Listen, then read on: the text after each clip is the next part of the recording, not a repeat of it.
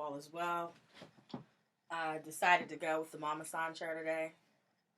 May or may not have been a bad idea. Woof. Like with everything with this, chill musical conversation that we've been having for the last couple of weeks. Trial and error. We'll see what happens. And we'll go with that. Anyway, you are now tuned into the musical conversation that is Mommy's Pocketbook. A little show I decided to put together and, for the purpose of listening to a duffel bag sized portion of records that my mother gave me.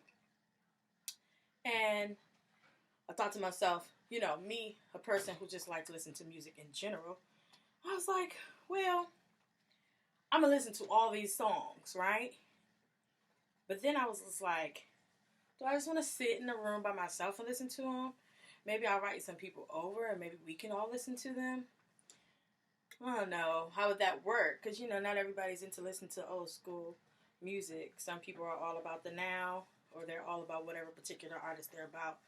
I'm all about discovering. You can bring me a new artist, I'll still check it out. You can bring me an old artist, and I'll still check it out. I'm open-minded like that. So, I decided to do this show, and I call it Mommy's Pocketbook. I say this every week, because you never know if I have somebody new with me.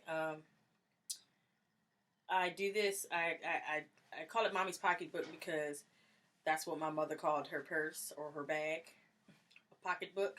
She would be like, hand me my pocketbook, like that. And, I don't know about your mama, but, you don't go in women's purses, especially not black women purses. You don't really go in their purses if they ask you to. It's just a little scary like that. Anyway, so you always kind of wonder, what is all this stuff you have in there? Women's purses are very personal to them. And a look into a woman's purse can tell you a lot about them. So I call this Mommy's Pocketbook because discovering her musical interests tells us a lot about her and her peers and the things that they were listening to on the streets, what was banging on their radios and their record players. And I guess 8 tracks until cassettes came out. So that's what this show is. A little late, but better late than never. So I'm still trying to wipe down some of the albums. Like I said, each and every week we take 10 albums and we pretty much check them out and see what they are. Some of them I already know them because I'm aware of them because my parents played this music before me, or I've just heard it in other ways that I've investigated in music. Sometimes I have no idea what they are, but I'm willing to give it a listen. So I have 10 random records that I took out of the duffel bag sized portion of albums that she gave to me. And I take notes and do a little bit of research on them.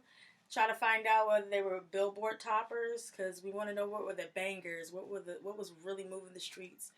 And little bits of information about what went into the production. Basically, I just give you background on whatever is on the album, like who produced it, who wrote it, what record label they were on. Sometimes you'll find a lot of interesting facts about the artist and the music of that time in general, just doing that. So, without further ado, let's get episode 4 on its way. And we starting off with a banger of an artist. If you don't, well, you know him, but you don't know him. Put it this way, because when I first picked it up, I was just like, I'm not familiar. But the first artist comes off of, and actually, funny, it actually says, I don't know if you can see it, but written underneath where it says Brownstone, it actually says Marla, which means this belonged to my mom's sister, whose name is Marla. Interesting. Anyway, so this is off of Brownstone Records. Let me check my notes. You know, I got a cheat code now. I don't know all these things by heart. I researched these things too on the World Wide Web, where this information is also available to you. Off of Brownstone Records, it's Bobby Byrd. You may or may not have heard of Bobby Byrd. He's an R&B soul singer, songwriter, band leader, talent scout, producer, musician. He did everything. He's integral to the funk and soul music associated with none other than the godfather of soul brother number one, James Brown, because he was a collaborator and his right-hand man. And you probably know him because you heard his voice all over plenty of James Brown's band's songs. Like, they met strangely because James Brown was, he was doing a little bit of delinquent behaviors, and he got locked up for car burglaries. And while he was in reform school, in order to kind of get out on good behavior, Bird's family sponsored him to get out. And then Bird was like, look, I have this band. It's a gospel group. We sometimes do pop called the Avons. You should get in that with us. And so he did. And then he became the lead. Of course, they changed their name to The Flames. And you've heard of James Brown and The Flames. And you probably know his voice from Get Up, Get On Up. That voice in the background. Get on up. Stay on the same. Get on up like Sex Machine. That Get On Up is Bobby Byrd. So, he's they perfected that call and response type of partnership within the band, and he kept releasing music throughout the 2007. Actually, too, he passed around that time, but he was able to actually perform at James Brown's memorial service before that happened, and you probably know him for Hot Pants. I mean, you probably know him for a couple of other songs, but we're going to go with Hot Pants right now because that's what's on these two sides of this particular 45. Hot Pants, I'm coming, I'm coming, which was written by James Brown, and it is a James Brown production, which means he was engineering and arranging and stuff too.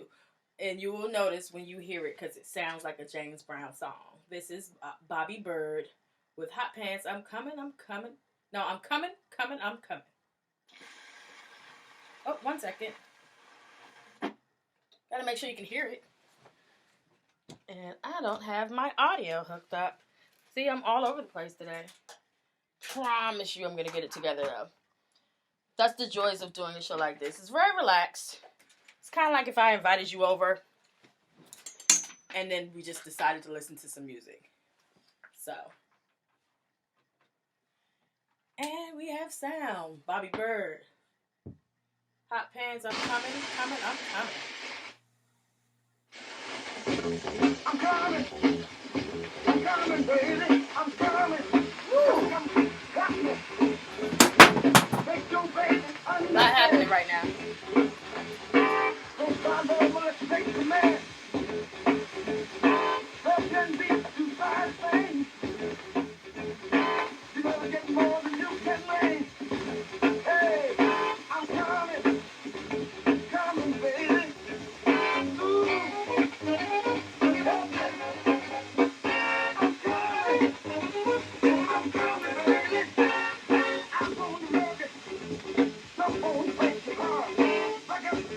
Get back and give me something.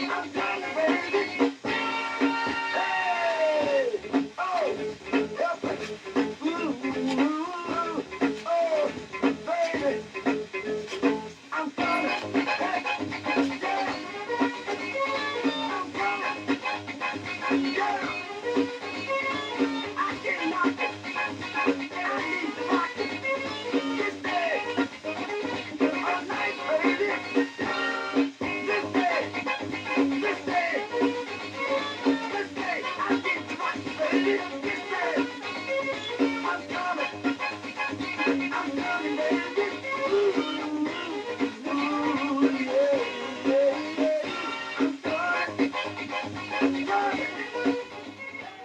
so that was Bobby Bird with I'm Coming, Coming, I'm Coming.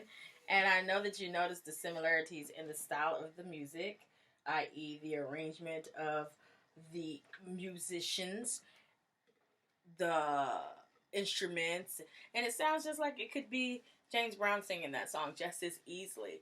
That peaked at number 71. I'm sorry, number 85 in 1971 on the Billboard. It was on the charts for 4 weeks. And like I said, it is James Brown production, a.k.a. Mr. Dynamite, a.k.a. the hardest working man in showbiz. You know James Brown won 3 Grammys. He's in the Grammy Hall of Fame and a Lifetime Achievement Award from both the Grammys and the BET, and 59 studio albums, so that man was hard working. Like I said, it is on the Brownstone album. It is a Brownstone label recording. Brownstone started as a collaboration between James Brown and Henry Stone, who was of TK Records, which was named for Terry Kane, who was the record engineer who built the first 8-track recording studio for Henry Stone. So, and it was basically put together with Brown and Stone so that it could release singles that were put out by members of James Brown's band. So it was there as a vehicle to get their music out, as well as the music of the general James Brown production as a whole. And it was revived in the 1990s by Henry Stone. And for a small batch of, it was just revived for a small batch of James Brown band related releases. But then, you know, Henry Stone music as a whole still exists as an entity till this day. So, like if you're looking to license Foxy, get up, then you need to holler at Henry Stone Music. Also, if you need to find other songs like the Hully Gully and the Boogaloo, then you need to go holler at Henry Stone. And also, I think that one crazy rapper, was he a rapper or a singer? Blowfly. If you don't know who Blowfly is, Google him. But let me give you a disclaimer first. It's wild. Do you think 2 Live Crew was wild? They never heard Blowfly before, because wow. Anyway, we're going to listen to the B-side. It's called Hang It Up. It's written by King Coleman, a.k.a. Carlton Coleman, and Sammy Lowe. Sammy Lowe was a trumpeter, arranger, producer. He's one of the first Alabama Jazz Hall of Fame inductees, which was founded in 1978. He also did music with Joe Tex, James Brown's nemesis. Have you heard about the fight? That James Brown stole Joe Tex's girlfriend. It was just like, and Joe Tex was like, oh, you can have her, and then an establishment got shot up. But anyway, allegedly. So, the Sammy Lowe also worked with Sam Cooke, the Flamingos, David Ruffin, the Chiffons, One Fine Day, and then King Coleman, the other writer of this particular song. You know his vocals from the Mashed Potatoes, that song and dance, which is one of his signature things that he kind of made popular, is those dance craze songs. And you can also find his music at Henry Stone Music. So without further ado, the B-side of Bobby Bird, the right-hand man collaborator of James Brown, it's called Hang It Up.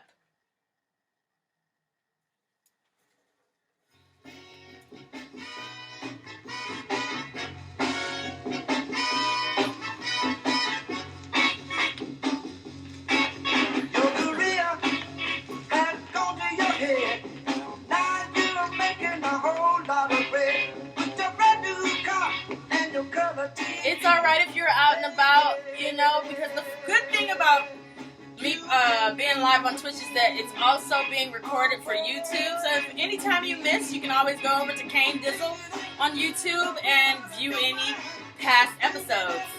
Throw it out of your mind. Hang it up. Throw it out of your mind. 'Cause I took care of you when you didn't have a dime. Throw it out of your mind.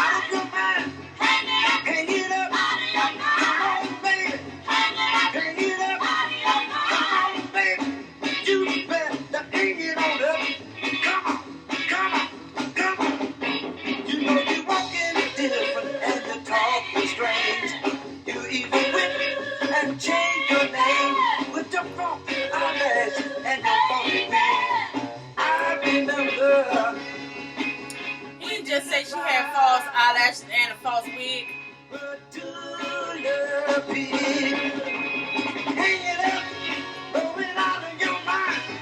Hang it up, throw it out of your mind. Hang it up, throw it out of your mind.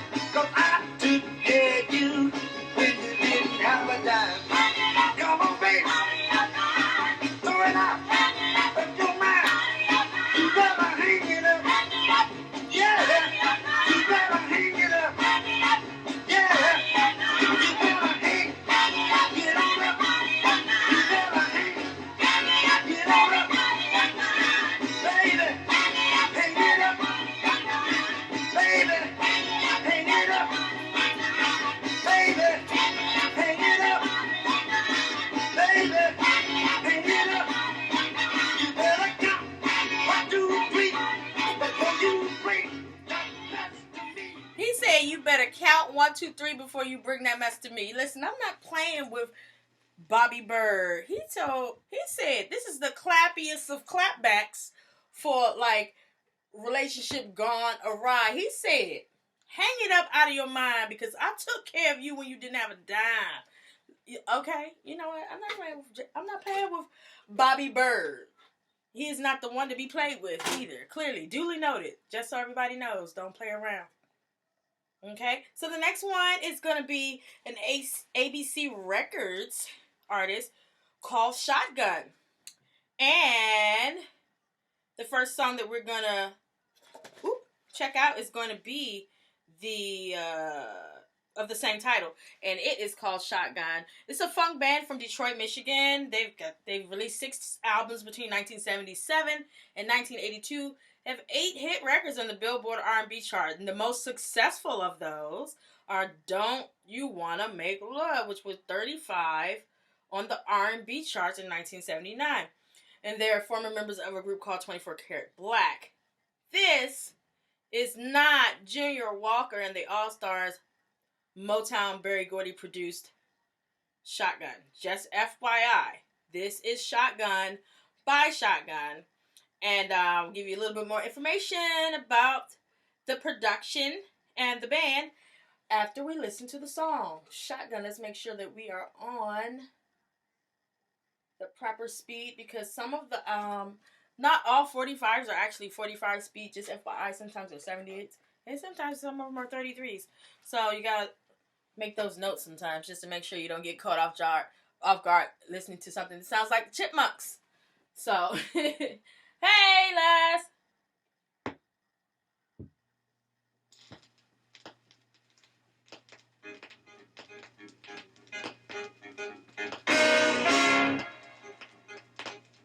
I'm impressed already.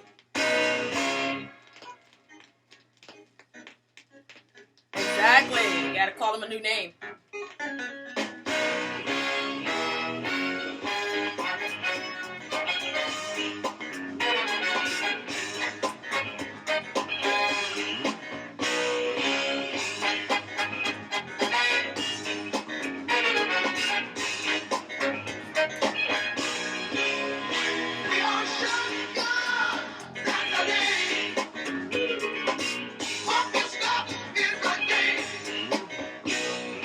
Playing my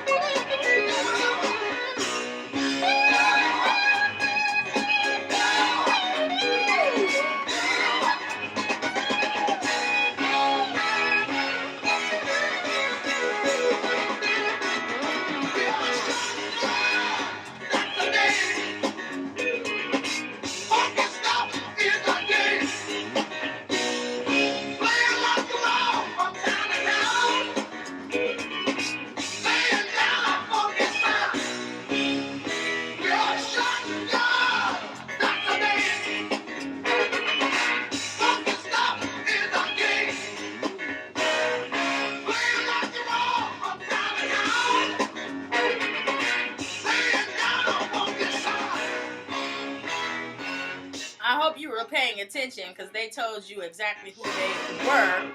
And I would suggest that you believe them. They said Shotgun is the name.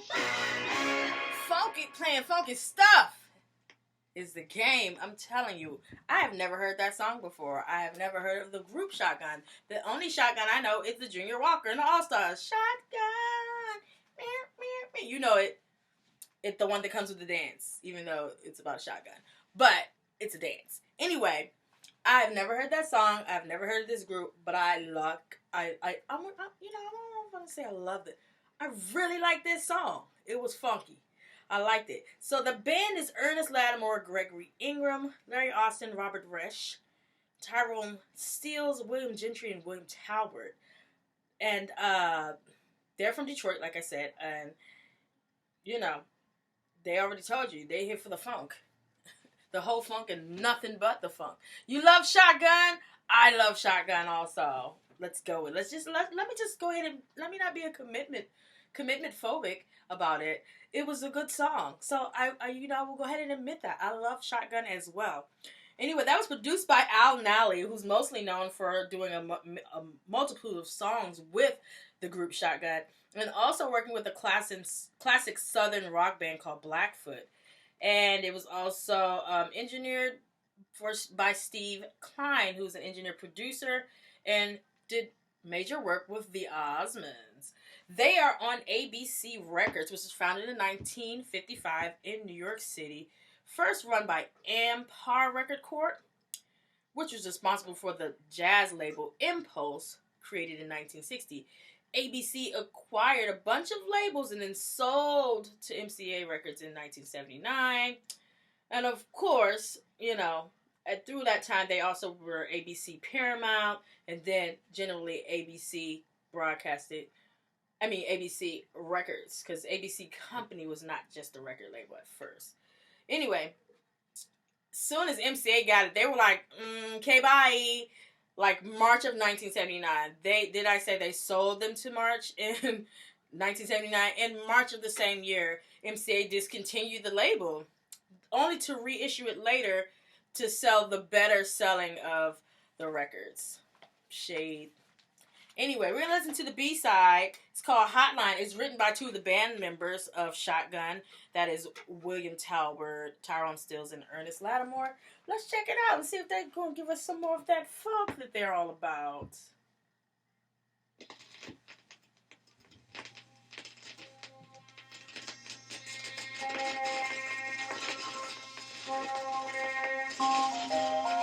Oh, yeah. I've already detected several songs that I've heard this sampled in already. From that first note. Well, let's get into it.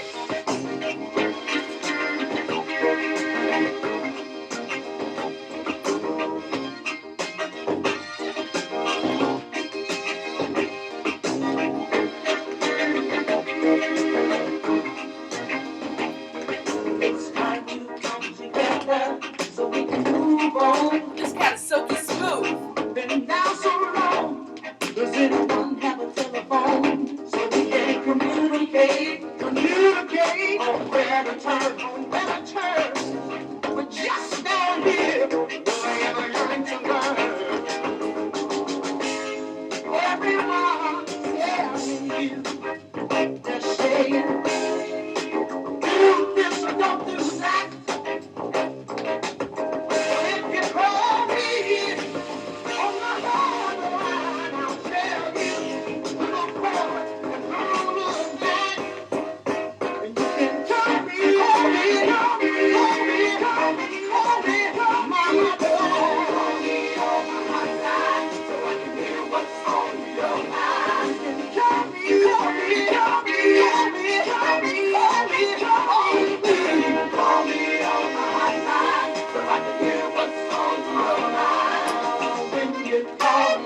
Make sure your head is clear.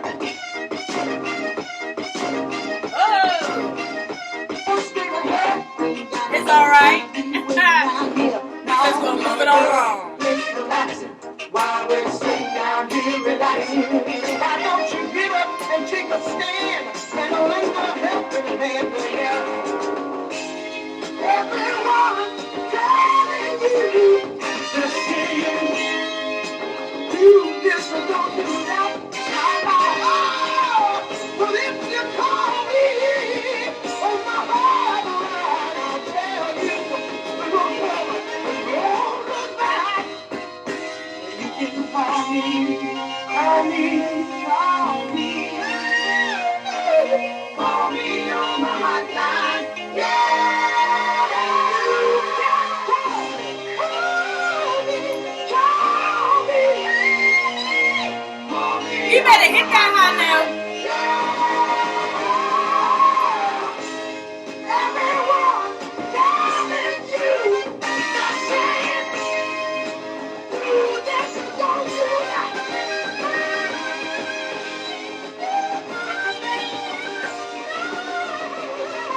Tell you to look for all of that.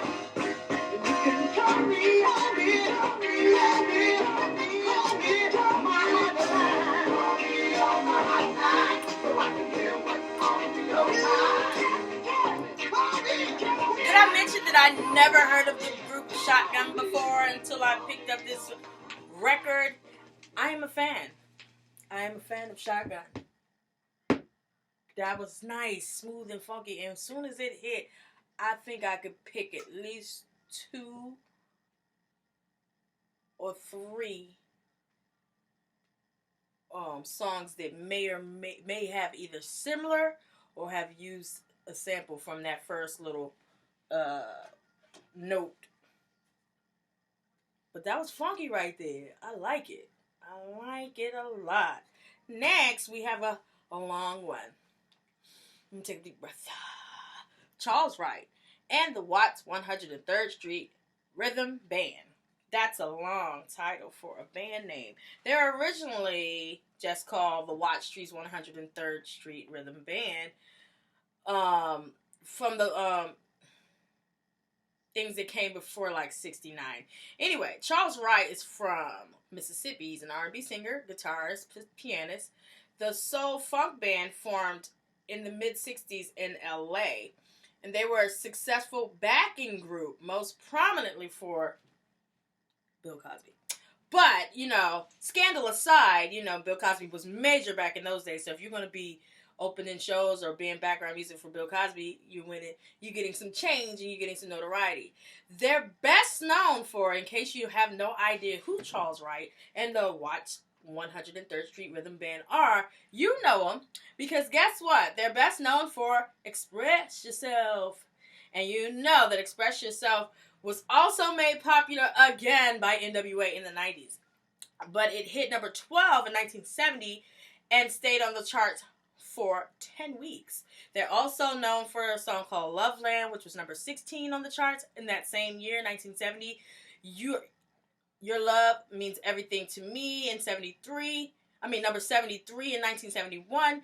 And then earlier in that year of 1971, The Solution for Pollution. Those are some of their chart-topping singles. Right now, we're going to check out a song called Comments, written by Charles Wright, Yusef Rahman, and arranged by Charles Wright also and Ray Jackson. Charles Wright. We'll get into him a little bit, okay? But let me put this one on for you. Let's see what we're talking about. Oh God, yeah, you gotta hit me to the Shotgun since you got a plethora of Shotgun music.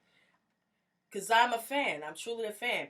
But we're gonna get into Comment by take a deep breath. Charles Wright and the Watts 103rd Street Rhythm Band right now. It's funny, it says on here Don Dyson. I don't know who that was to my mom, but this was his record before it was hers. And mine now. No take backs.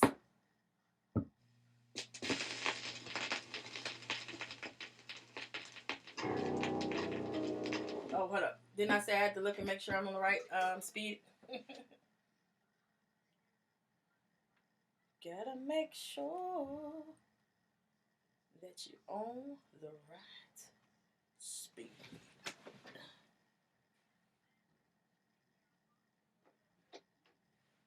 And it's always weird, too, because it's so dark in here. It's like, can I see it? Here we go. Okay. Boom. So.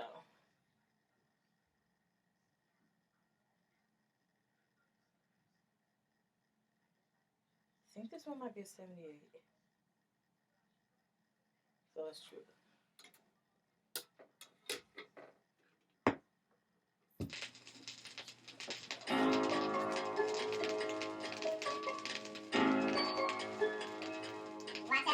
Oh, no.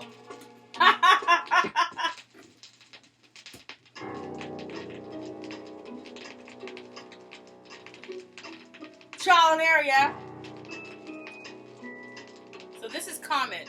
Watch out for your friends, though they lose in the end. Snap, crackle, pop. And they'll try to make it sin. But what is a man without a friend? We all live. I don't mind the crackle though again. because visually this album's a little scuffy. So the fact that it's playing smoothly and just the crackle, say okay. Where true friends rarely come. Can't afford to lose one.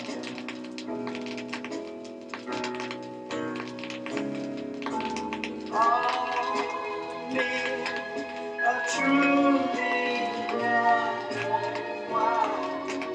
Can we love one another? Peace, ocean to ocean, let it be. Second my emotion for me. We're born to be free. What about you? What about me? Friend? World's filled with hate. There's nothing left. It's lately you never rescue yourself.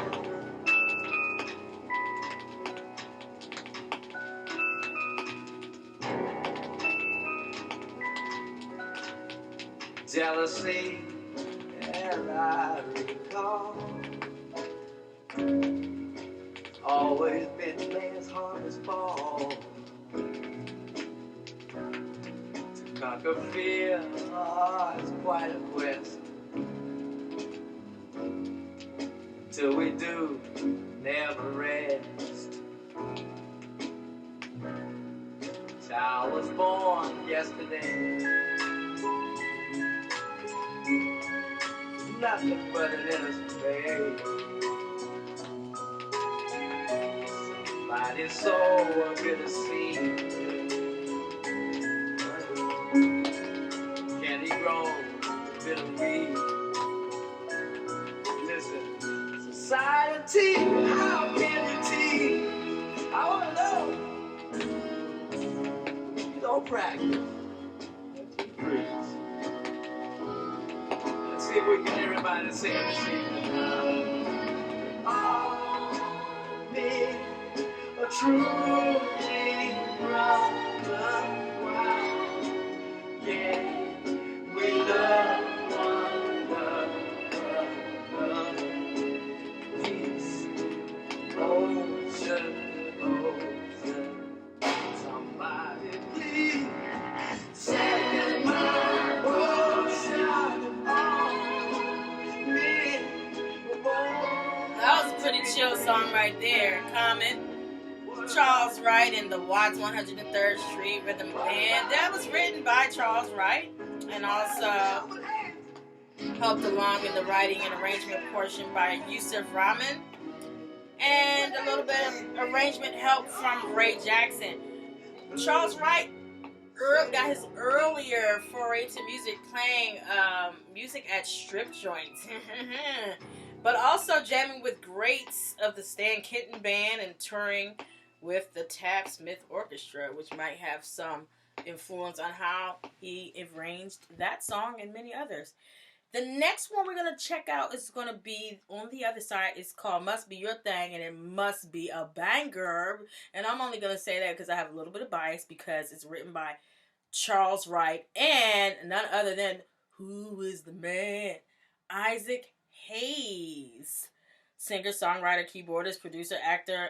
The important in shaping the Memphis sound, in case you don't know who Isaac Hayes is. Of course, his biggest solo successful project was the soundtrack to Shaft, the one that I was just singing, just talking about Shaft. And he was inducted to the Rock and Roll Hall of Fame in 2002. And also, he's Shaft from South Park. Pig and elephant DNA just won't splice. I don't know if you saw that episode, but yeah. Chocolate, salty balls, all of that. That's Isaac Hayes. And it was arranged by Ray Jackson, who's a trombonist, pianist, and arranger, and he has credits with CW and Watt. With CW and Watts, that's what I called them for short instead of saying the whole thing. Also Ray Charles, Bill Withers, the Staple Singers, and Gladys Knight and the Pips, among others. They are on what was known as then Warner Brothers 7 Arts Records. If you fast forward it now and you're looking for some Charles Wright and the Watts 103rd Street Rhythm Band, you're going to have to talk to the folks at Time Warner, otherwise known as Warner Media, because what happened was in 1967, film producer Elliot Hyman's 7 Arts production acquired the legendary movie mogul Jack L. Warner's controlling interest in Warner Brothers Pictures Incorporated for $95 million. In 1967, like, how, anyway, that just seems like a number that no one could ever aim to have in 1967. Anyway, $95 million merged them, which included Warner Brothers Records and Reprise, which was also its own little thing, and the animation unit, pre-1944 black and whites, plus the post-1948 Technicolor parts, Looney Tunes, Merry Melodies, Porky Pig, all that. They also bought Atlantic from Ahmet Ertegun and Nusui, his brother at the time, and Jerry Wexler. They were still the main interest in Atlantic when Warner brought them. W7 they were calling it because, Warner Brothers, 7 Arts. Who's going to keep saying all that? And then, guess what? They got more stuff. They got DC Comics, which was actually National Periodical Publications at the time, and a talent agency, and Panavision. All names which I know you've heard if you watch movies or you listen to music. You've heard and or seen those labels all the time. Yada, yada, yada. Sold here, sold there. Now it's owned by Warner Media. So this is the label that they were on at that time. So if you're looking for any issues or licensing, you gotta holler at Warner, baby. This is again the B. Well, the other side. This is probably the A side. I think we played the B first. Anytime Isaac Hayes is in the midst, that probably was the banger.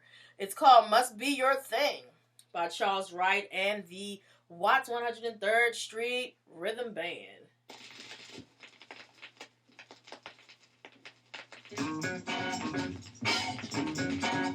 Funky! Hey, hey.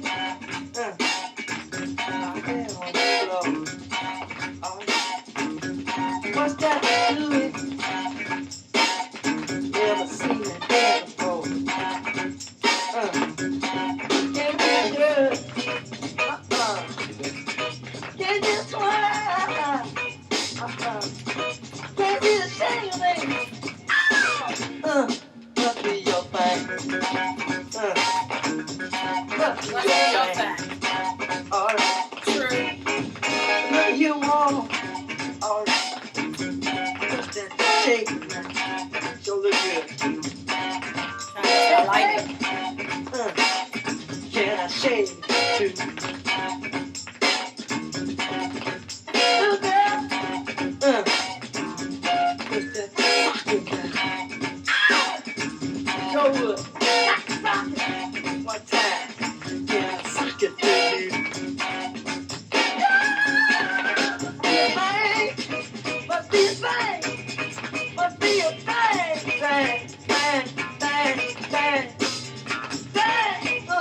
Thing.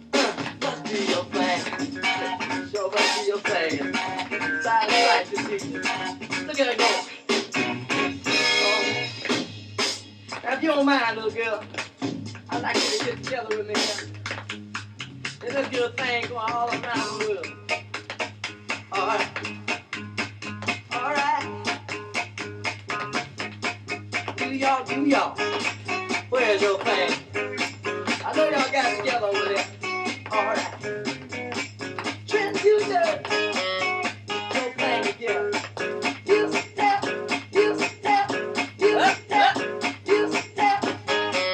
Up back to.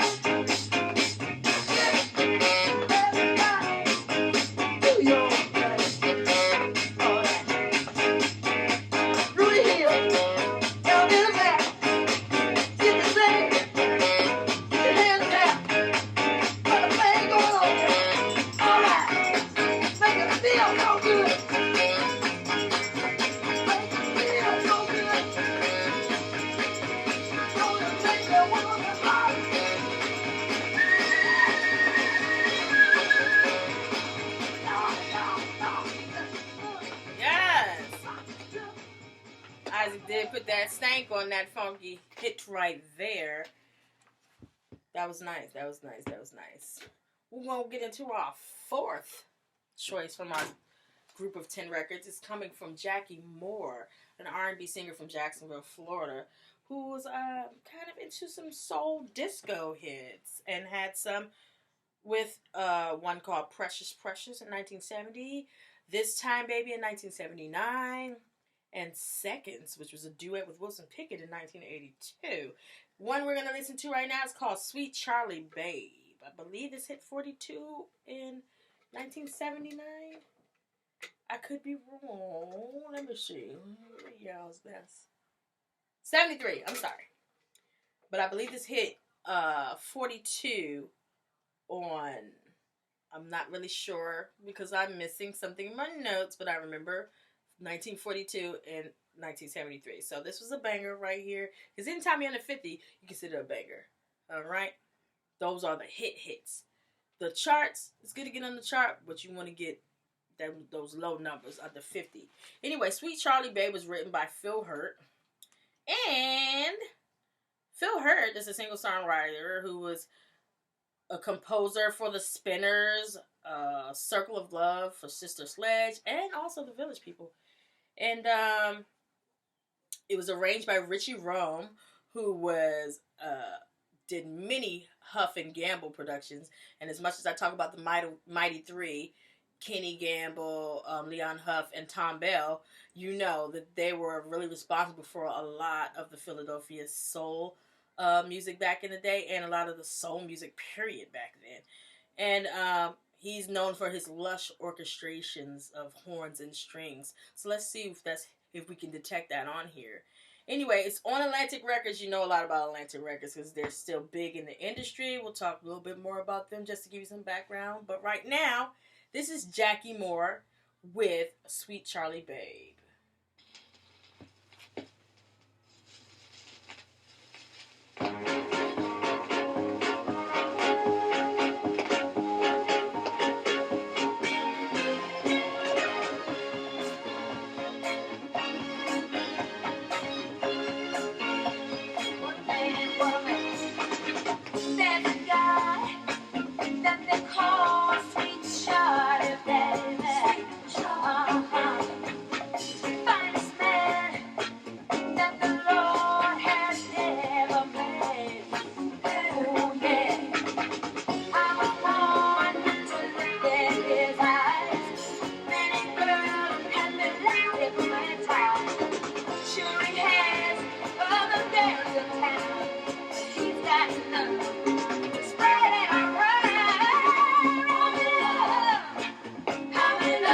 Sweet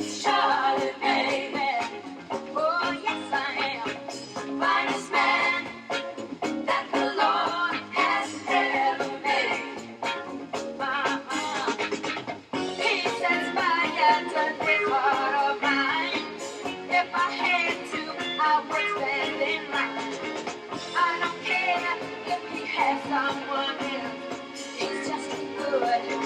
Keep to myself. I'm in love with sweet Charlie, baby. Oh, yeah. Oh, baby.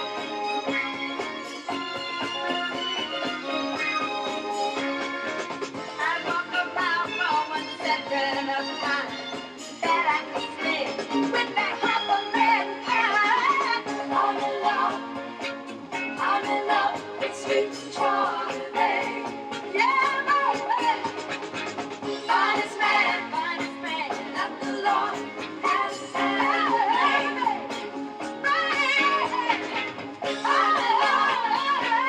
I'm in love with sweet Charlie. Finest man that the Lord has ever made. Oh,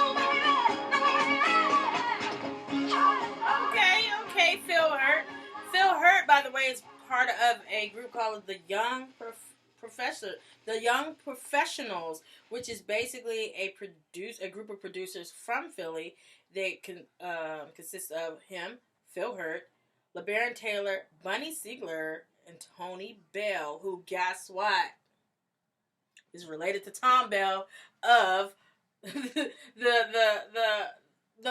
three of the Philly sound engineers, Bell, Huff, and Gamble. Anyway, we talked about Atlantic Records, mentioned Atlantic Records a minute ago because they were swallowed up by Warner Media. So you already know what they got going on over there. And this was the record label that Jackie Moore was working with. So that was If. On the other side, we have If. That was Sweet Charlie Baby. On the other side, we have If, which was written by Bunny Siegler, one of the Young Professionals. And Bunny Siegler is a amazing producer in his own right and also a solo artist. He's done a lot of disco, and he's worked with Double Exposure, First Choice, Linda Clifford, Force of Nature, his own group, of course, with his song Party, Party, Party, By the Way You Dance, things like that. You know some Bunny Siegler, whether you believe you do or not, you've heard some. And anyway, that was written by, this particular song was written by Bunny Siegler. So, and Phil Hurt, of course. The Young Professionals. Jackie Moore with If.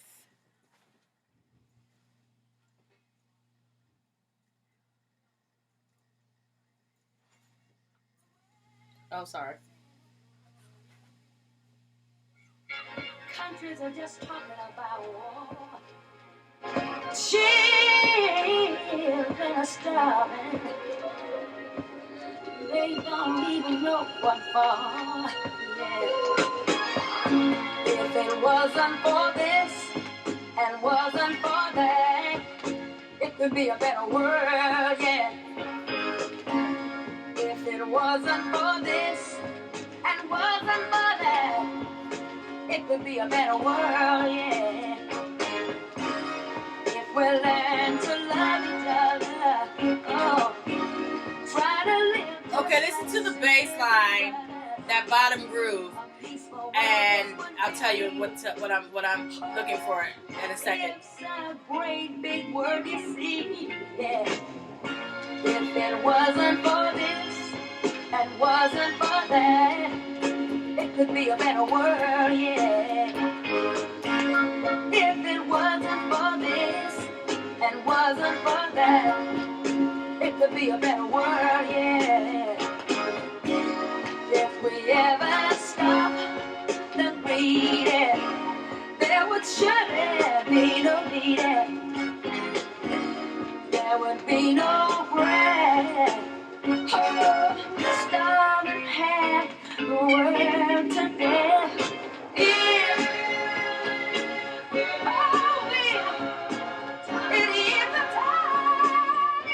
Yes, before it goes off, I just wanted to point out, I want you to pay attention to the little groove because it kind of reminds me of Backstabbers.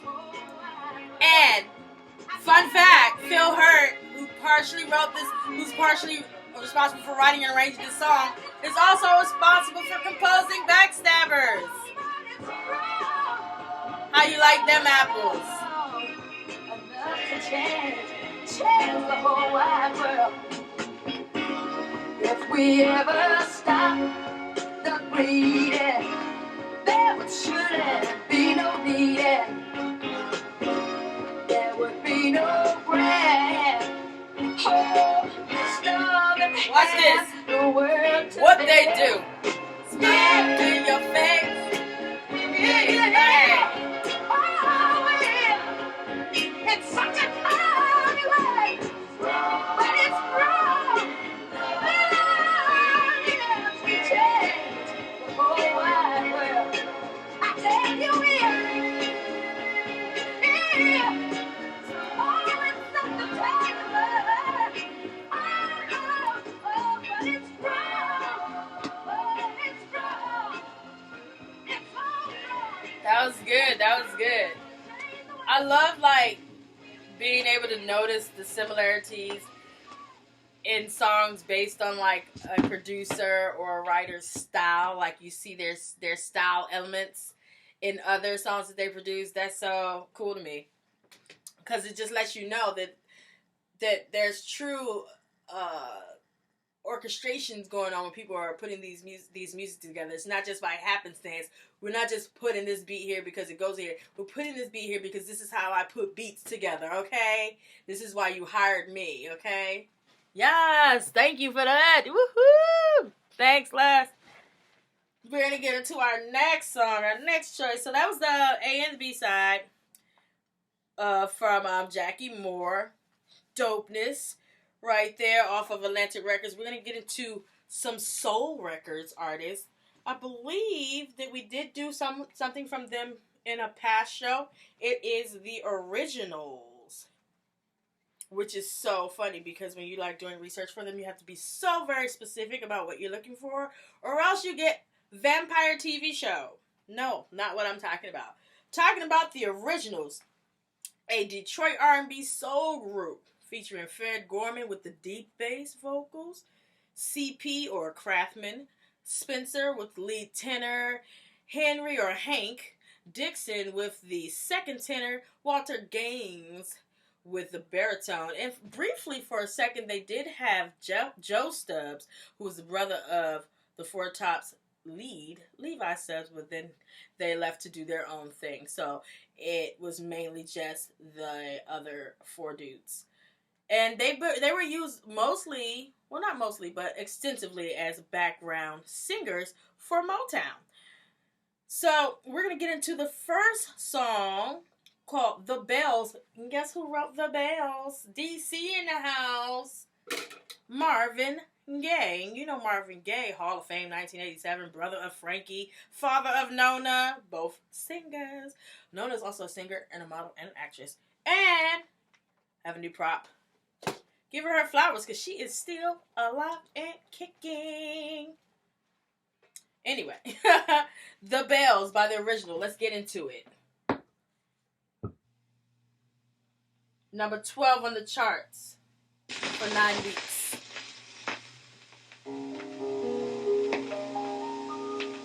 I'll never hear the bell. Yes, happy belated birthday, Marvin Gaye. I'll never hear the bell. I'll never hear the bell. If you leave me, I'll never hear the bell. Do you hear what I hear? When your lips are kissing mine. Do you hear my bells? Do you hear them ringing? When I'm kissing you, baby.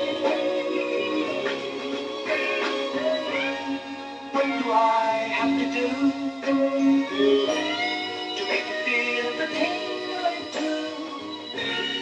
Can't you hear my bells, honey?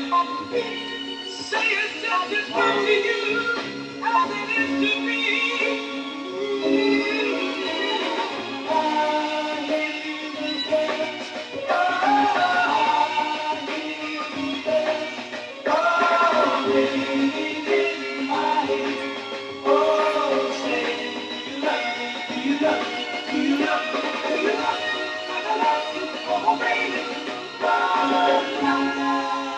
love and joy, faith, all of my strength. I'll give to you, darling. My love is yours exclusively to enjoy in the way you want to. But it's one thing I want you to remember. If you don't leave me, I'll leave out the way saying, darling, I'll never hear the bells again.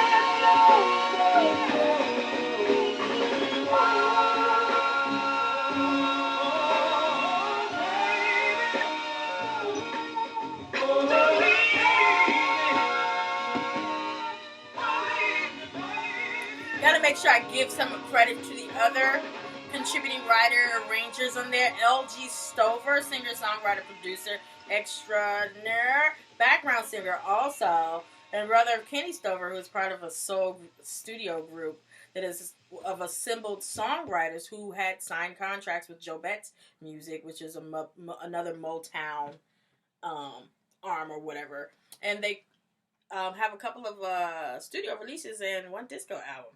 And also Iris Gordy Bristol, of course, who is a Gordy who was married to Johnny Bristol, who worked with Motown from 1959 to 72, and is responsible for the song Hang On In There, Baby, which I believe we talked about before here.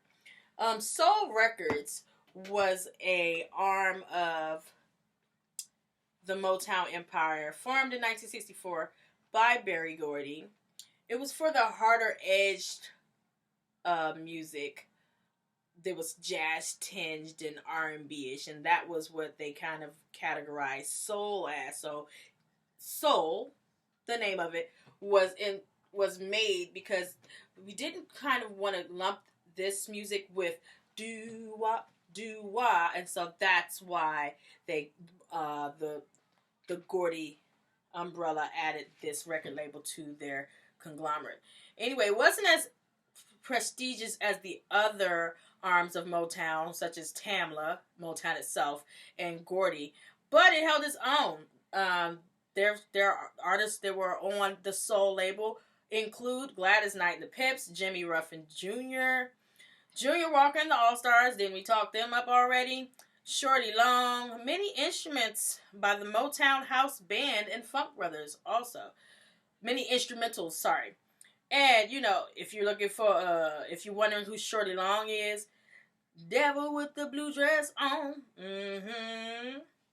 That was Shorty Long, and that was on Soul Records. Anyway, we're going to listen to I'll Wait For You, which is the other side of the Bells. It is written by, again, Marvin Gaye, DC, whoop, whoop, whoop, and Emmanuel Lasky, who was also credited with writing and arranging on Diana Ross's Baby It's Love. So, originals again. I'll Wait For You.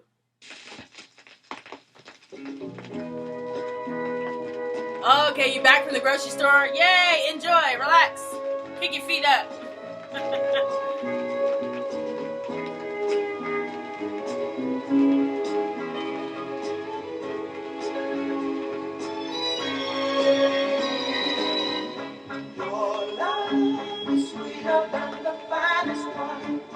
Only you can feel this heart of mine. So I'll wait for you, no matter what, baby. I'll wait for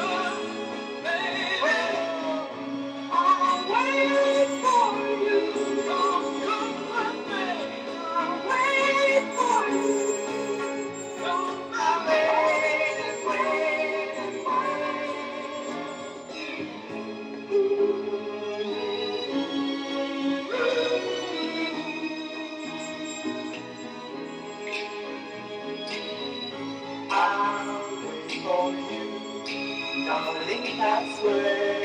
Oh, wait for you, my little baby. I'll wait for you, my password. You know, baby. I'll wait for you. Okay. I always like those old songs when they're all like really light and fluffy, like ooh, and then somebody comes in the back row, oh, that guy was like, oh, wait for you. I'm like, okay, I believe you.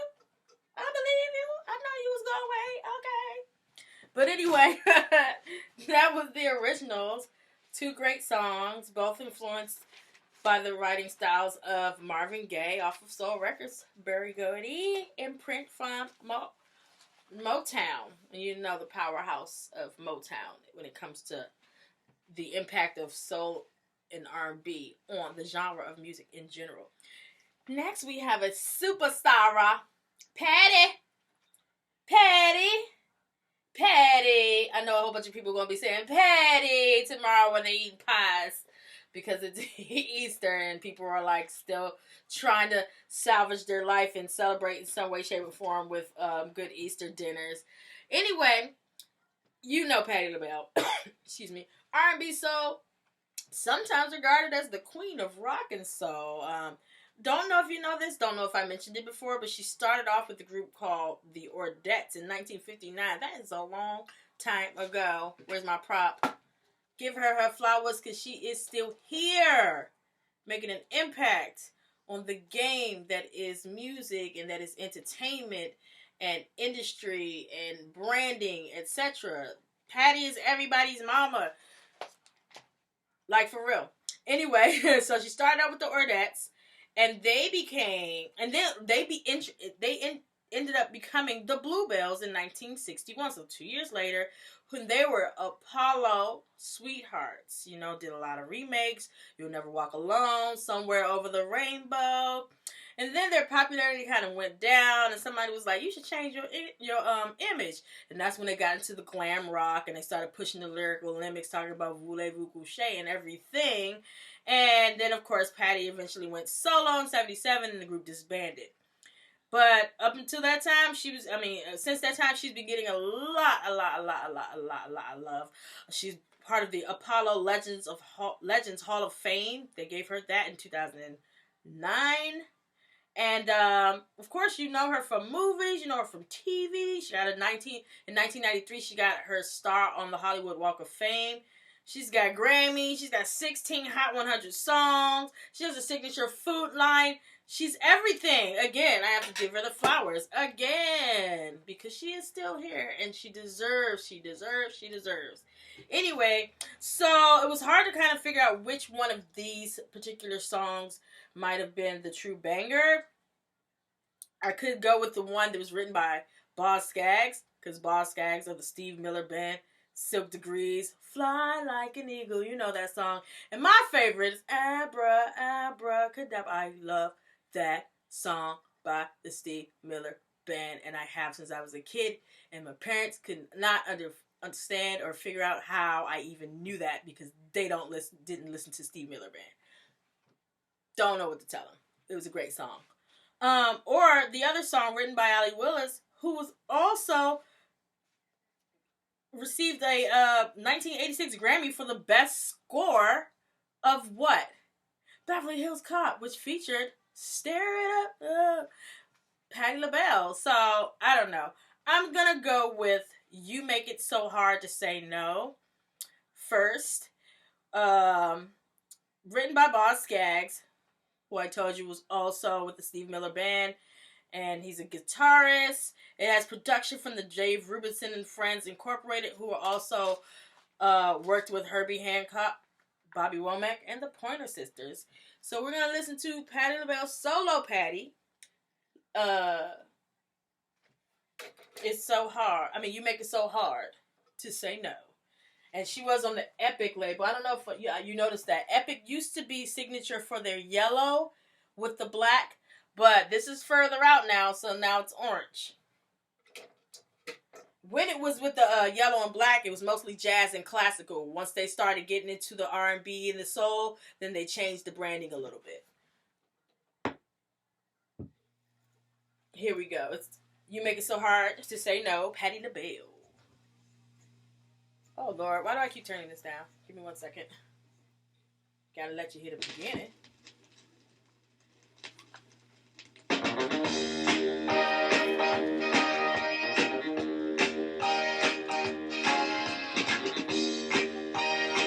Yes!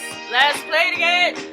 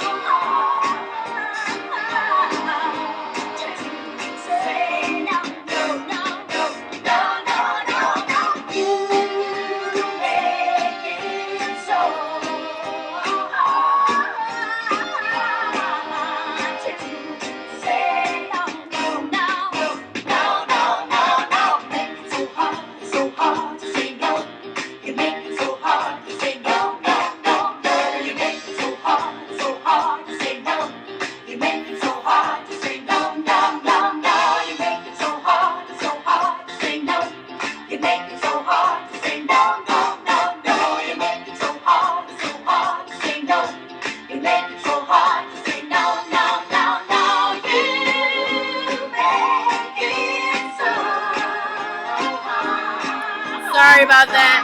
Technical difficulties.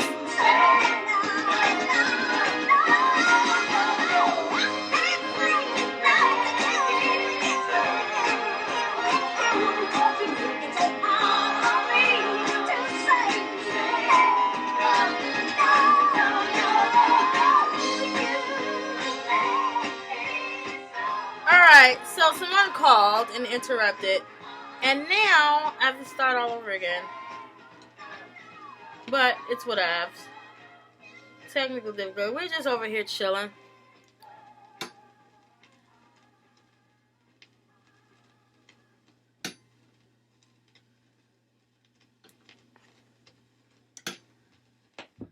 Lord. No one ever calls me until I'm actually doing something. If I'm not doing anything, no one calls.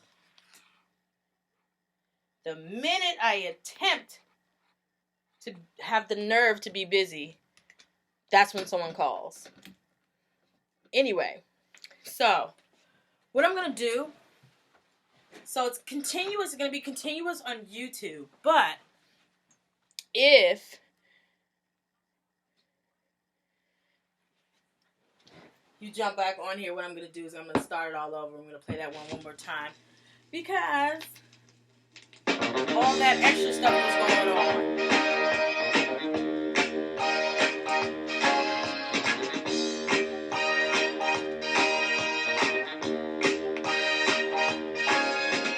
I keep telling myself I'm going to put it on Do Not Disturb.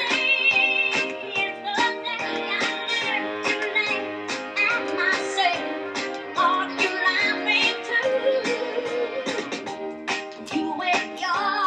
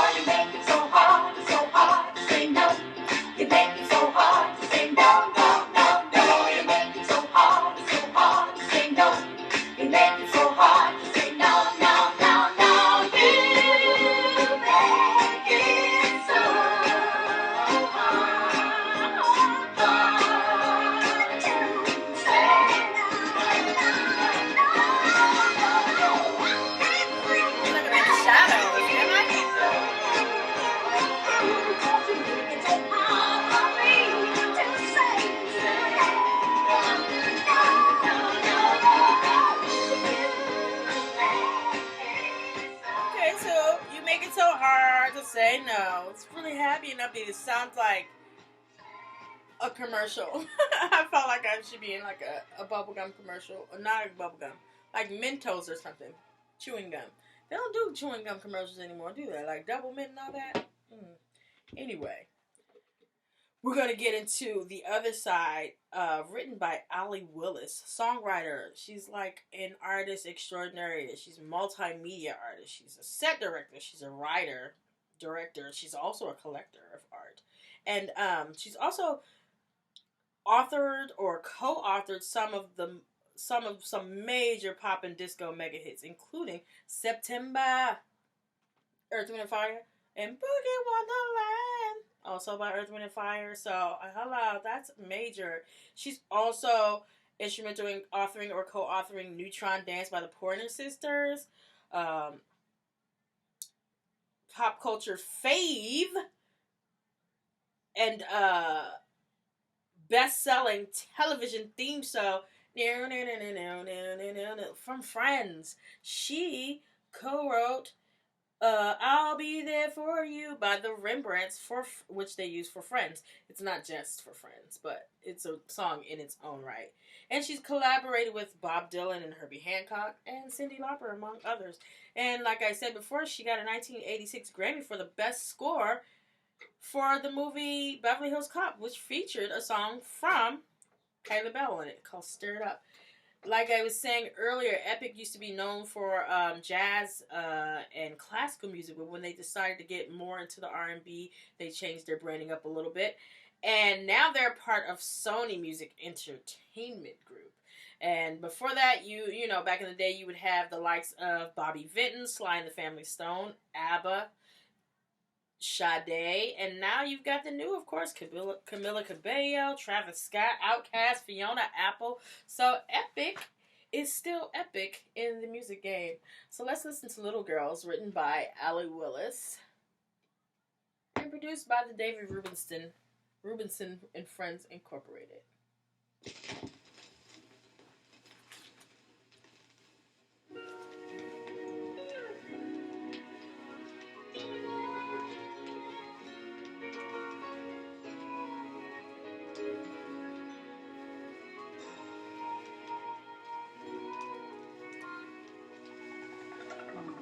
Little girls sleep at night, safe inside their dreams is a scheme.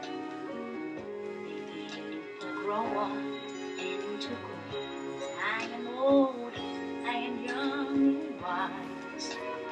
I'm just a little girl in low-cut clothes, who hides behind a face, but really knows.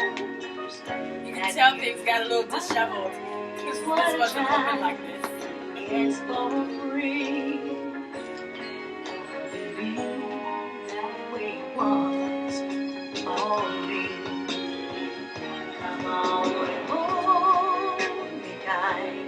Don't turn on the light.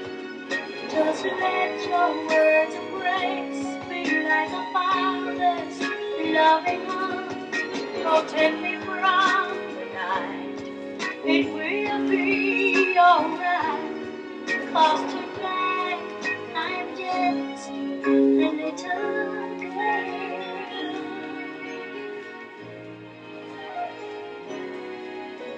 A woman is what woman gives. Sometimes she gives too much love but don't touch. Most times for me there's not enough. When a man falls in love with me, he moves into me like he would a house. He decorates me and he leaves his fantasies out. Now beauty buys what a child gets for free. That way once for me. Come on and hold me tight. Don't turn on the light. Just let your words embrace me like a father's loving arms.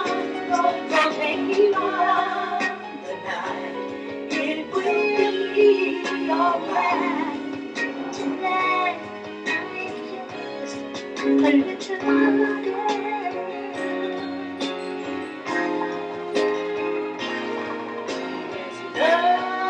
so innocent and now so late. When all I've done with love is played and made mistakes, come on and hold me tight. Don't turn off the light. Just let the wind bring me down. I promise I'll be gone. It will be alright. For tonight, I just come on and hold me tight. Don't turn off. Okay, that was nice. That was really nice. Really nice, little girls. That was Patti LaBelle, y'all. Patti. Make sure you give her her flowers if she is still here to receive them. And, you know, we need to get into the practice of, you know, acknowledging people, paying homage, and, you know, praising them while they are here to know that that's being done. Because it's always extra sad when you wish you would have said something and you no longer have the chance. Next, we have a nice little sentence called Shalimar. Did you know that Shalimar wasn't even a thing at first? Like, seriously. Like, the booking agent talent for Soul Train had created this whole thing and had, you know, like a medley of, like, you know, Soul Train artists or people who, you know, did work for Soul Train, had put together this whole little musical thing. And it actually got some traction, some hit traction. The thing is, it wasn't really a band. So now people were like, hey, what's up with Shalimar? Now we have to make a band. So Shalimar was created with Soul Train dancers, Jody Watley and Jeffrey Daniels, okay, by the booking agent Dick Griffey and British producer Simon Susan. And two others quit, you know, while they were trying to make it a nice little trio before that. And then Jeffrey had met Howard Hewitt and asked him to join him, and he was in the band from 1979 to 1983. You probably know them for Second Time Around, stuff like that, and Make That Move, and Friends, and A Night to Remember. Love that song. Second Time Around was number 8. It was on the chart for 13 weeks in 1980, and it was a number 1 R&B song for 1 week. Well, it was on those charts. And you know that Jeff Daniels was also a well-known choreographer who was known for teaching the moonwalk to none other than Michael Jackson, and also choreographed some of his videos. And he was a dance mentor for Michael Jackson. So both of them ended up leaving the group as well, and then the group came back together with Jeff Daniels and Howard Hewitt trying to coax Jody Watley out of retirement or out of whatever she was doing. She wasn't really feeling that, so they went with somebody else, who was Carolyn Griffey, the daughter of Dick Griffey, who recruited Jeff Daniels and Jody Watley in the first place. So, full circle. Anyway, so in 2015, Jody Watley gets the rights to the name Shalimar and starts touring with another group. So, you know, stuff happens. But anyway, also still give them their flowers because they are still here to receive them. Jody Watley, I saw her on the Wendy Williams show. She looked good. But anyway, I love that group. Great group. So we're going to listen to Take That to the Bank, okay? And the other side, we're going to have the Shalimar Disco Gardens, which is written by Daniels. Take That to the Bank, written by Kevin Spencer and Leon Silvers. Kevin Spencer was a keyboardist, and, you know, kind of for the, well, he did a lot of work with Leon Silvers' group, and also some other work for Dick Griffey. Leon Silvers also was known for work with his own group, the Silvers, and also Lakeside's Is Always Live, and the Whispers, It's a Love Thing. So this is Shalimar with Take That to the Bank.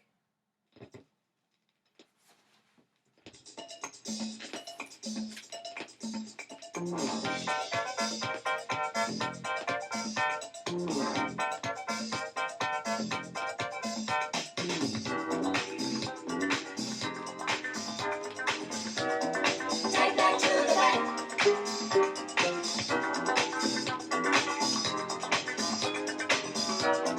Take that to the bank. A long time we stayed together, been through the roughest weather. You and I still rich with love. We never had to borrow, and baby, only we know why. I'm so glad I saved my love for you. I did what I had to do. I invested my heart so free for what you gave me. Talk to me, 'cause I don't need security, my love. Take that to the bank. My interest is strong. I got a love you can count on, baby love. Take that to the bank. Just believe I shop around with insurance you have found me. Don't you worry. No one can steal my heart. Our contract can be torn apart that easily. 'Cause we build a strong love affair. All the investments I think we share. Two hearts that beat as one. Just look what love has done. You're in the socket, just like money in my pocket, baby love. Take that to the bank. I know how to treat a man with finger in the hand, baby love. Take that to the bank. You save it, you feel it, baby. That interest in our love. Take that to the bank. You save it, you feel it, too. That interest in our love. Take that to the bank.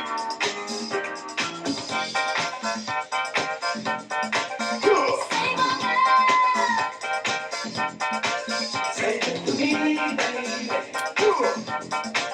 Save my love.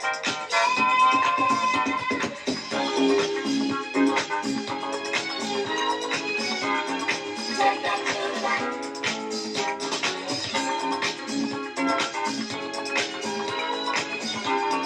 Take that to the bank.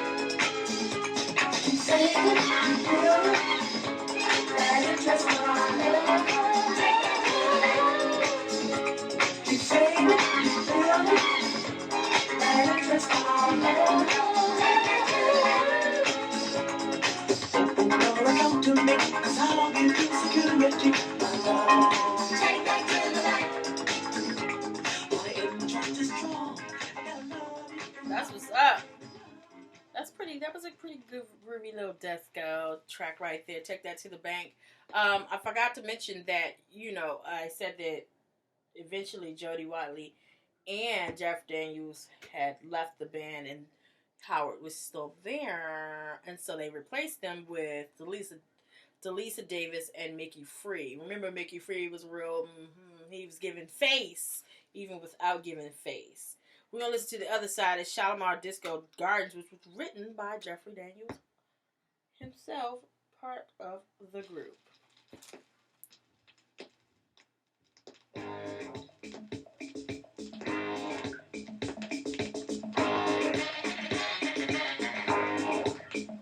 Every flower you look, there comes off with a beat.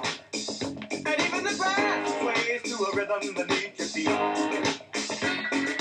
Sunshine with the golden, but they're never too bright. The moon and stars radiant glow, that spotlight every night. Every day the birds all sing.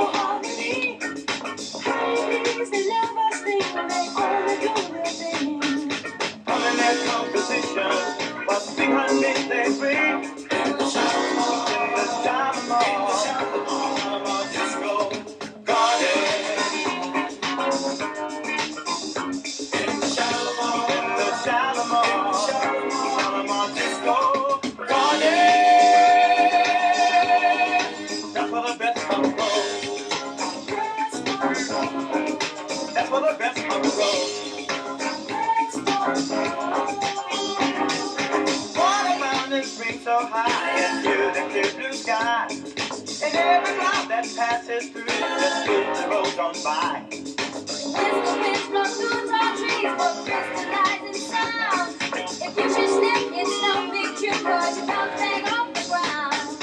When you hit your feet, you'll be dancing to the beat. In a Salomon disco garden. In the Salomon disco garden. There are no voices of love and of peace, where joy and happiness and laughter never cease. The only labor plays a perfect role, just dancing to the music and the feel with the flow.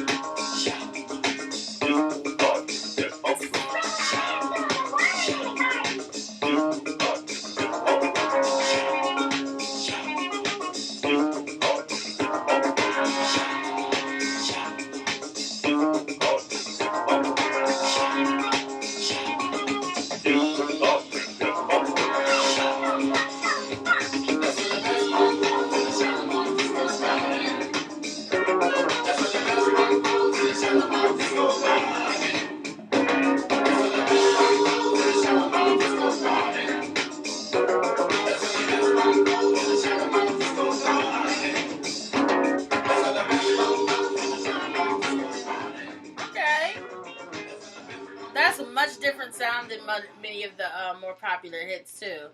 But anyway, so they were able to release this on Solar Records, which also was founded by Dick Griffey along with Don Cornelius of the Soul Train TV show, and it's an acronym actually for Sound of Los Angeles Records, and they put that together in '77 after they had shut down the Soul Train Recording Company, which Don just kind of wanted to shut that down and get ready to focus on the success that Soul Train was picking up. So rather than running Soul Train Recording and running the show, it's just like, let's not do that, but I'll partner with you on this solar thing right here.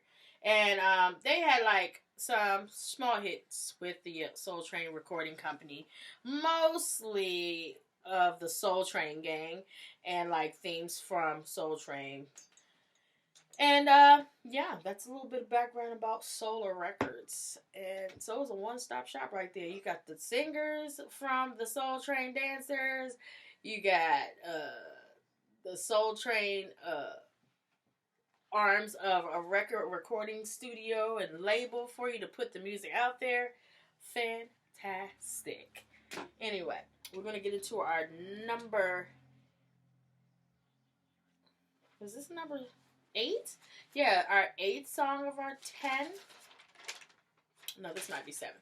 Anyway, we're going to get into our next of our 10 songs that we choose every week to review and see what's in Mommy's pocketbook.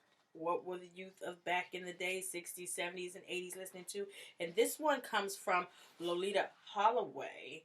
Lolita Holloway,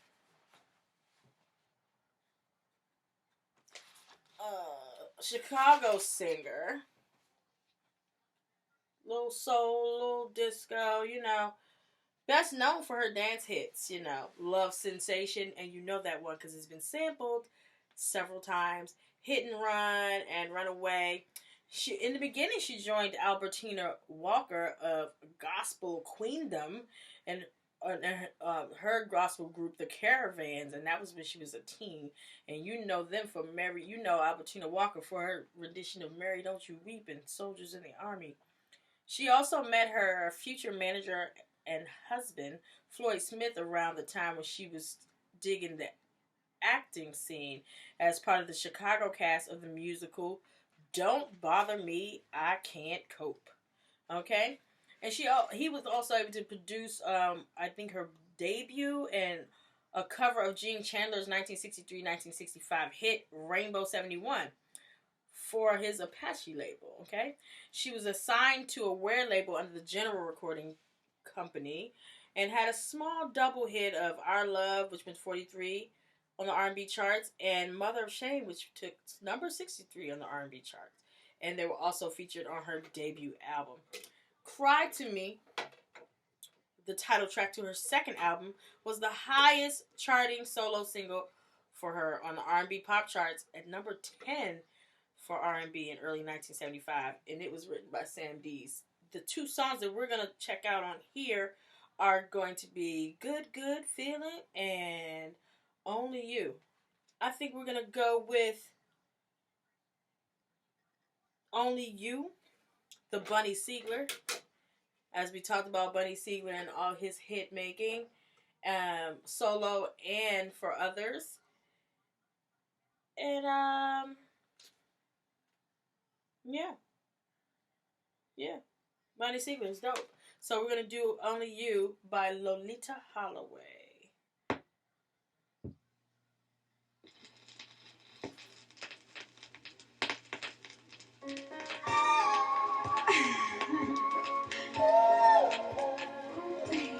Yeah.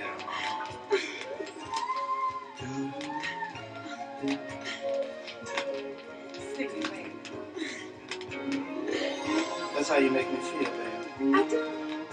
Really? Yeah. You're such a fine, super fine woman. You know that? Do you know that, baby? If you say so. You know something? Only you can whisper words in my ear. Only you can satisfy me, my dear. Only you knows how to love a girl like me. Only you Can get what I got. Only you Can keep me red hot. only you Know how to love. Man like me.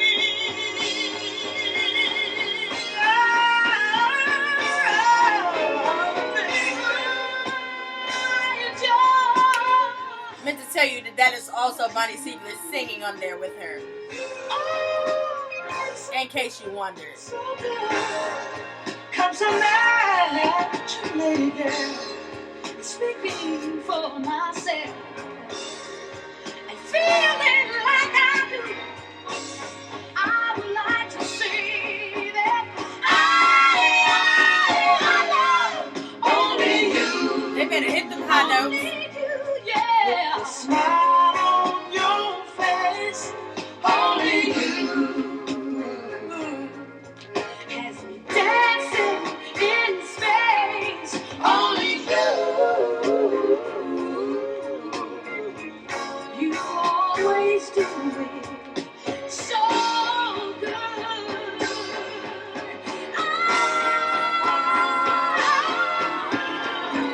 Time will never change a thing. You're like the lyric of the song. Baby, I like it. Treat like you do. So repeat after me. Only you. Only you. Brighten my day. Only you. Dancing in space. Only you. Brighten my day. mention that she was with GRC, the General Recording Corporation, but the GRC closed in 1976, and so she ended up signing with Norman Harris's Sal Soul distributed Goldmine Records, which Only You was released on. And the other song that I'm about to play is going to be Good Good Feeling. She never had very much top pop hits in U.S. and what I mean by that, I mean under 50s, 40s, and 40s on down. But she was a huge artist, had a huge following in Europe and Japan, which happens a lot to like soul and funk and a lot of soul and funk artists. So she recorded up and throughout the 80s and 90s. And in 1984, she received an 86 chart-topping song with Crash Goes Love. And, however, it was 1991 where her vibes literally were sampled on a hit that you might know from an A-list actor / former artist, Marky Mark and the Funky Bunch, also known as Mark Wahlberg, super A-list, Planet of the Apes, and all kinds of stuff actor. It hit the charts with #1 for 1 week and was on the pop charts for 15 weeks total. Black Box also sampled her song Love Sensation on their song Ride on Time. However, they weren't trying to give Baby Girl her money, so Baby Girl had to sue to get a share of the royalties. But anyway, get your coin, queen. Yes. And we're going to listen to Good Good Feeling by Lolita Holloway off of the Goldmine, distributed by South Soul, which was founded by Harris himself, Norman Harris, who was the vet of the Philly soul scene and a former member of Mother, Father, Sister, Brother, also known as just MFSB, the studio band for Gamble and Huff's Philadelphia International Records. So, in case you didn't know that. Everybody's so intertwined. I love it. Sorry.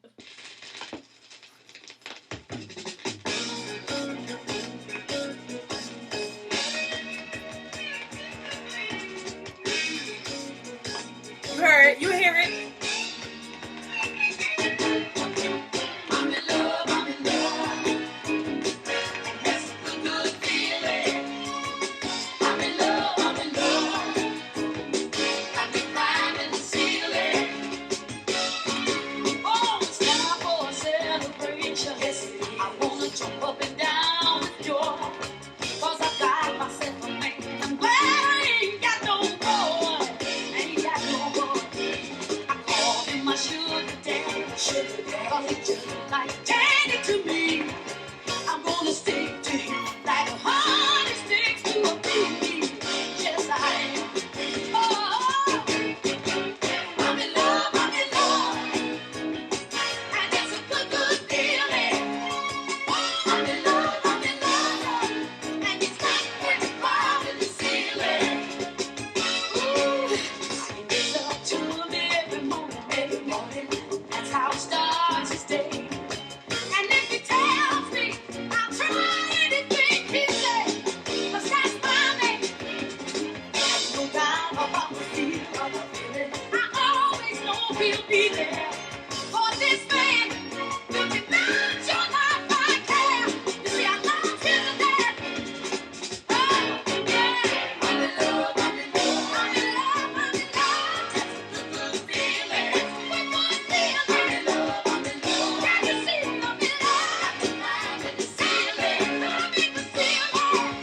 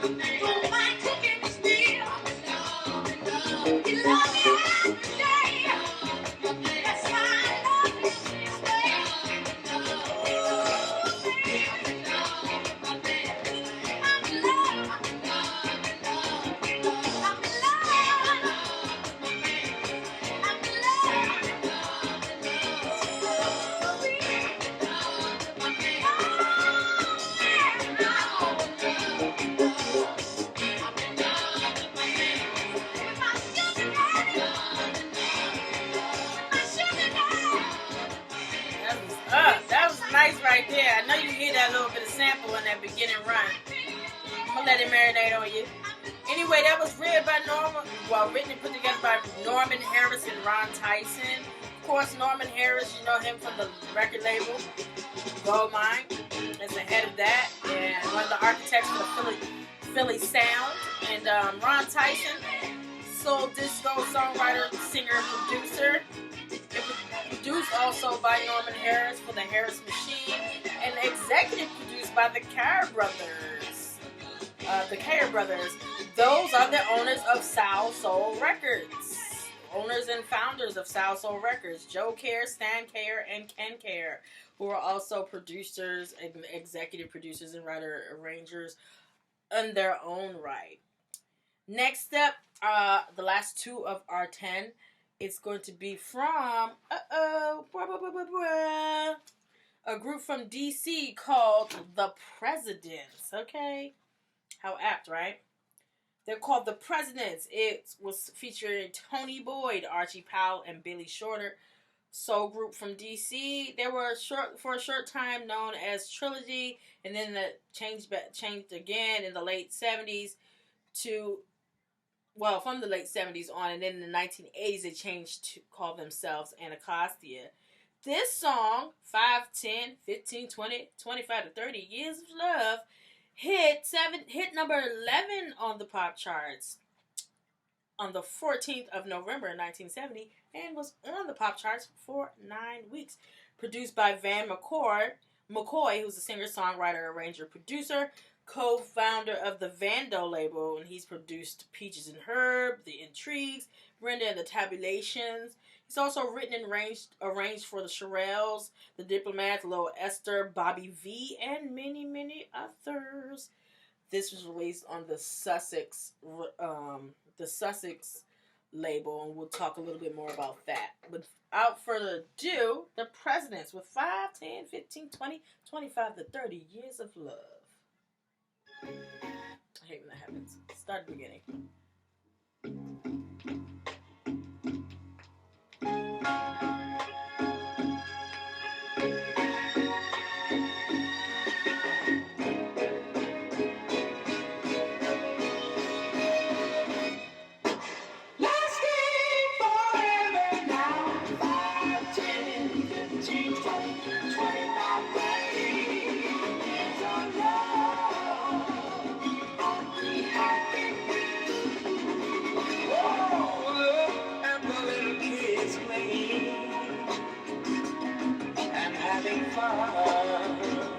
Aren't they happy? Now don't stop reminding of us. We were young, 5, 10, 15, 20, 25, 30 years ago. Weren't we happy? And we have so much to be thankful for. We had 5, 10, 15, 20, 25, 30 years of love. Are we happy? Holding hands and walking in the park. Are we happy? Oh, watching the kids play.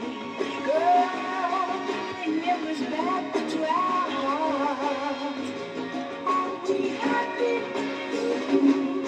And again I cry.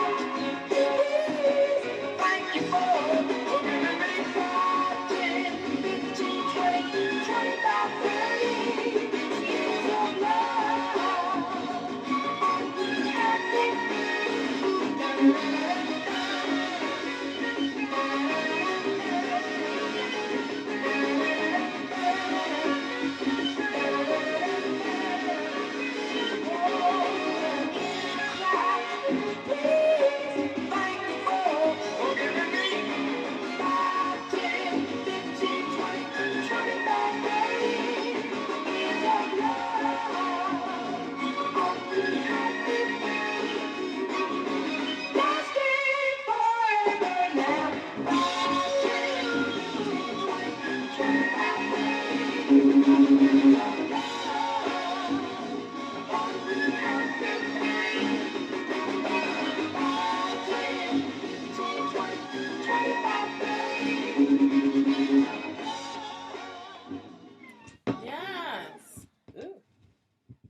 rough.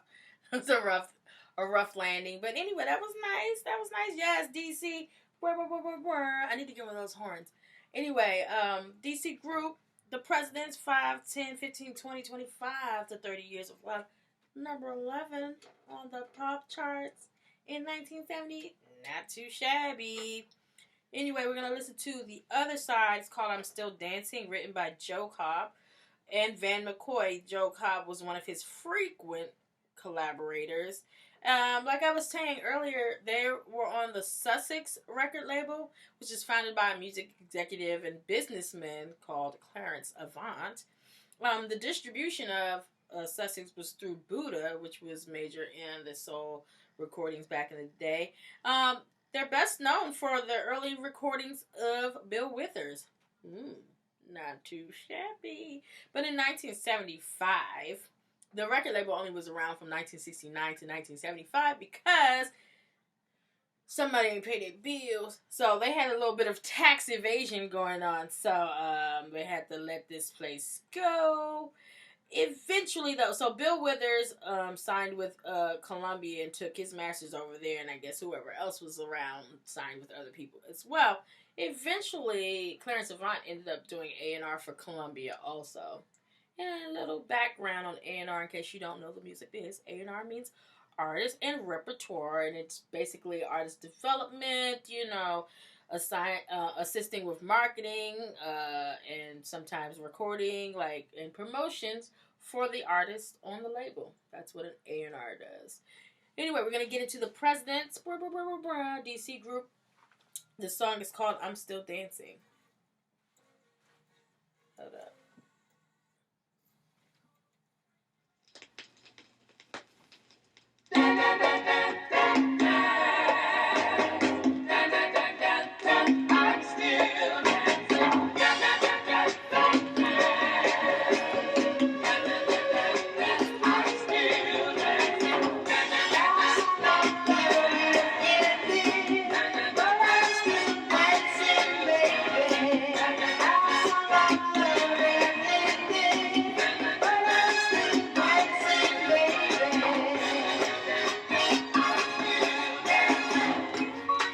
Was the music we made together. I thought it would stay that way forever. But now your heart is dancing to a different tune. I never thought the music would end so soon.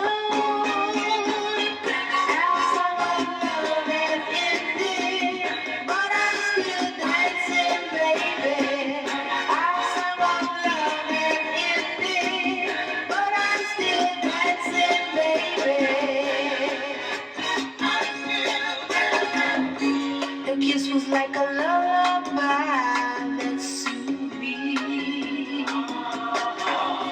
Your touch like a rhapsody that moved me. But now when I reach for your love, I only hear the haunting sound of silence ringing in my ear, ringing in my ear.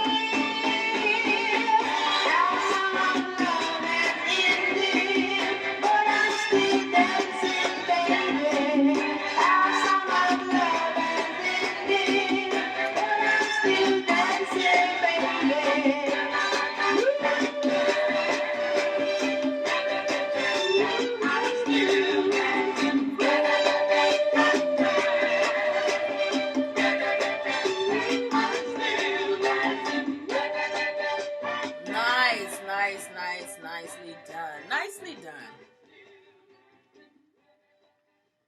And we're going to get into our number 10.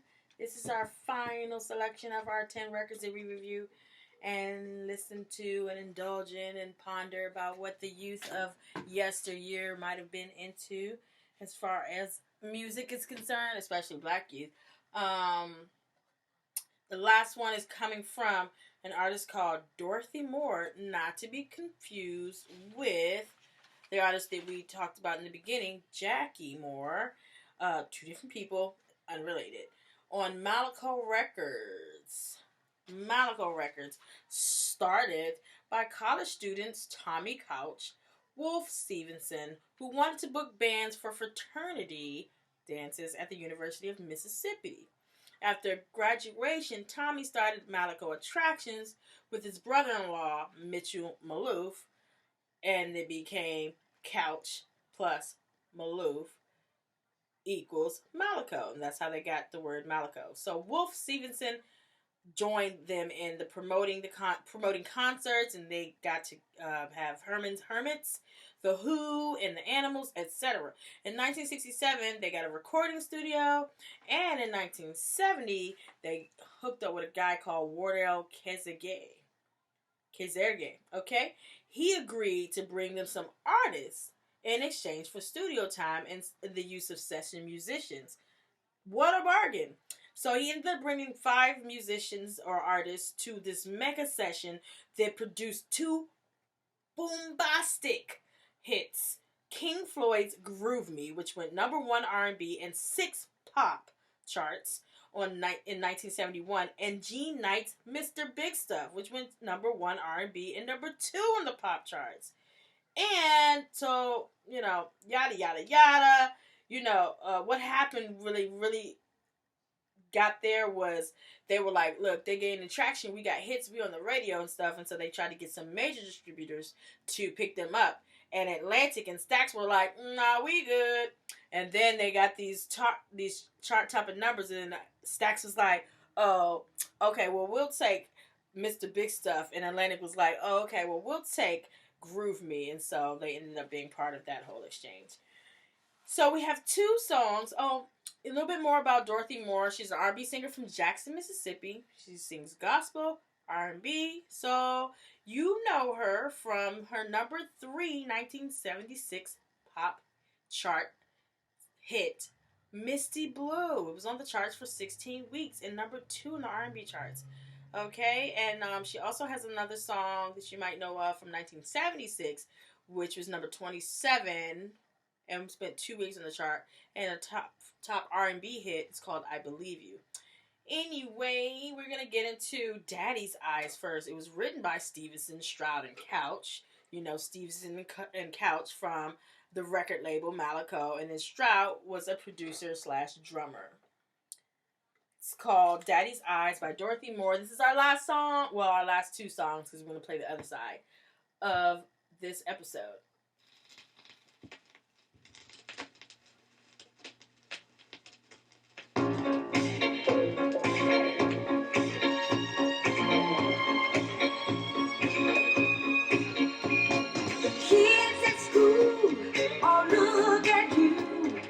Wishing they were in your shoes. The clothes you wear, the style of your hair, says your daddy's paid his dues. You drive a big fine car, got money to burn, and your house is on the right side of town. If they only knew the dark side of you, boy, you know they put you down.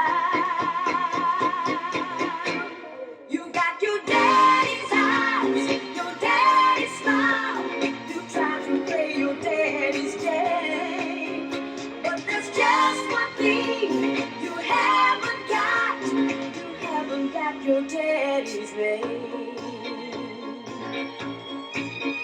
When I look at you, I see a man I loved some years ago. He whispered sweet words and smiled at me, and then he took my body and soul. Daddy's eyes keep staring at me, but he's not the man I'm married to. Daddy loved me and he left me. The only thing he gave me was you. You got your daddy's eyes, your daddy's smile. You try to play your daddy's game, but there's just one thing you haven't got. You haven't got your daddy.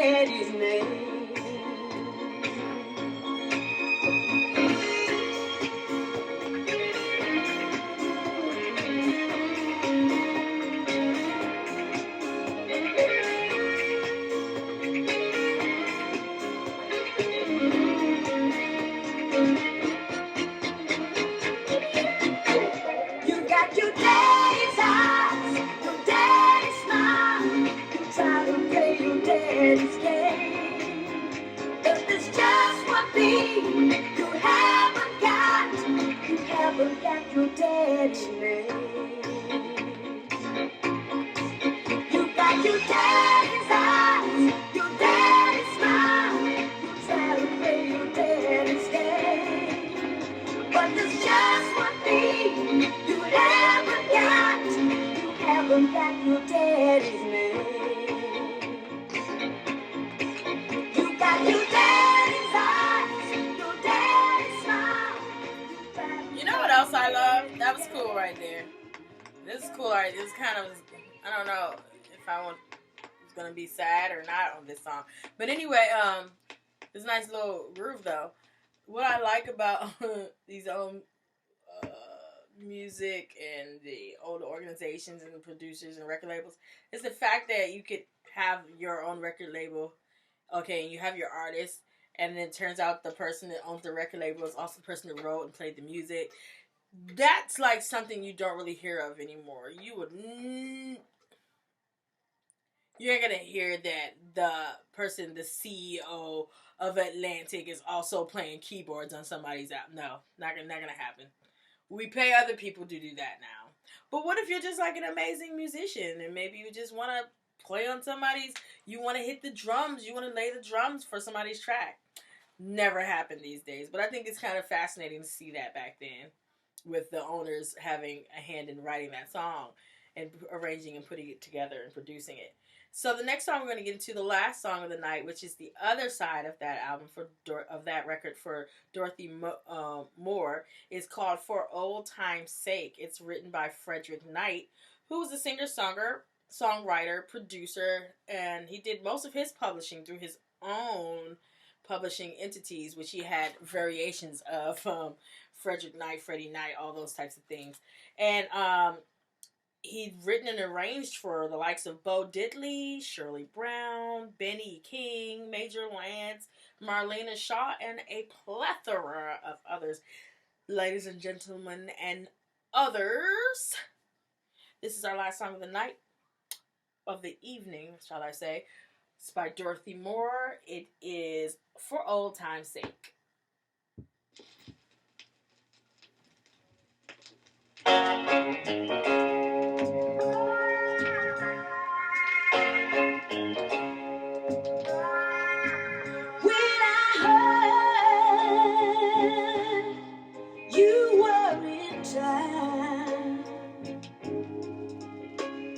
I knew I had to find a way to be with you just for a day, so you could love me the way you did before. 'Cause you were the best thing that ever happened to me. Oh, but I was too young to understand what it meant to have a good man. So I let you slip right through my hands and into her arms. But love me one more time, for old time's sake. Just for an hour, let's drift away. Love me one more time, for old time's sake. Then we'll go our separate ways.